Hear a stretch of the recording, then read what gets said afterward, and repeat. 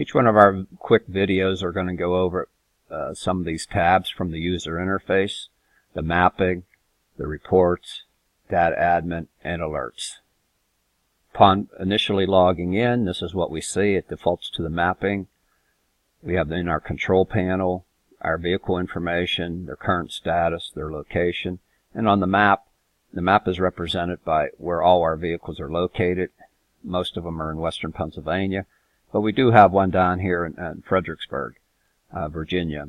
So we had to bring up enough of a map to encompass all our vehicles. If we had one in Florida, it'd bring up the whole eastern United States, because that's where all our vehicles are located. Typically, a local customer, it would just bring up a western Pennsylvania map.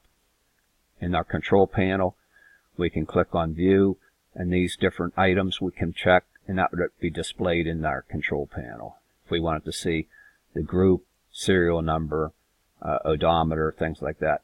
While we try to keep this as simple as possible, typically the vehicle, the status, and the address, all this other information will show up in the various reports, so that's not an issue.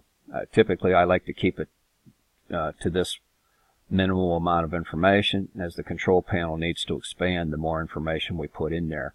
I like to see as much mapping as possible. We'll notice that there's we can have up to 4 different colors. Red meaning it's been stopped, and you can look in the box telling how long the vehicles have been at that status. This one's been on the move for 53 minutes. This one for almost 14 minutes. And again, this one's been located or stopped for 1.1 hour. This one just toggled to the moving. And what we notice here for the address, and we'll go into under alerts, we can set up addresses for what's called a landmark. In other words, instead of just having an address for Crystal Sound, we translate that address to the actual business location. Here it's Doyle's Bluff Farm instead of 505 Parker Road. If we want to see one of these vehicles while it's moving, we can click. We have several choices. 2 things we would pretty much locate now, or look at right now. We can just zoom to the vehicle to see real quick where he is. And as you can see, he's leaving Life Point Alliance Church. And if we just stayed with him, we could watch him go up and down the road.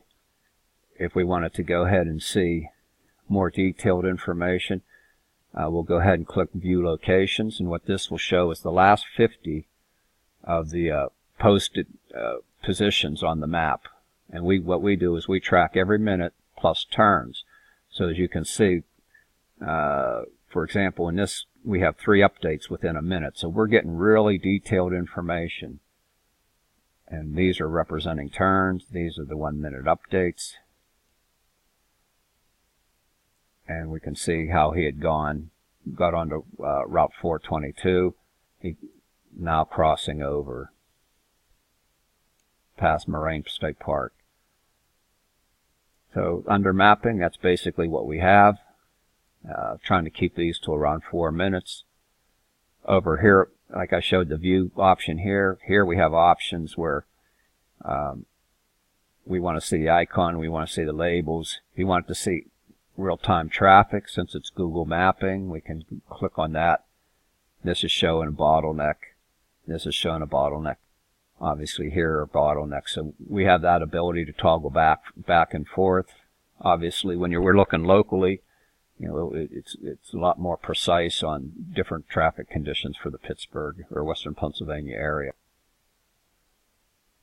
Lastly, under the options, we can cluster. Anytime we have multiple vehicles in a location, we click on the cluster.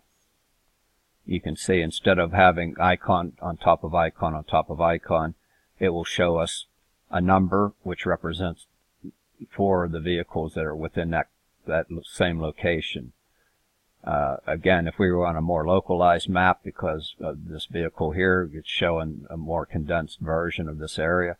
But typically where we find this is if we have 4 or 5 cars parked at our location, our shop, what have you, instead of seeing icon on top of icon, it gives us the list. Again, here's 3 of them, here's 4 of them, and we simply take the cluster off and we see all the units. We'll end it here.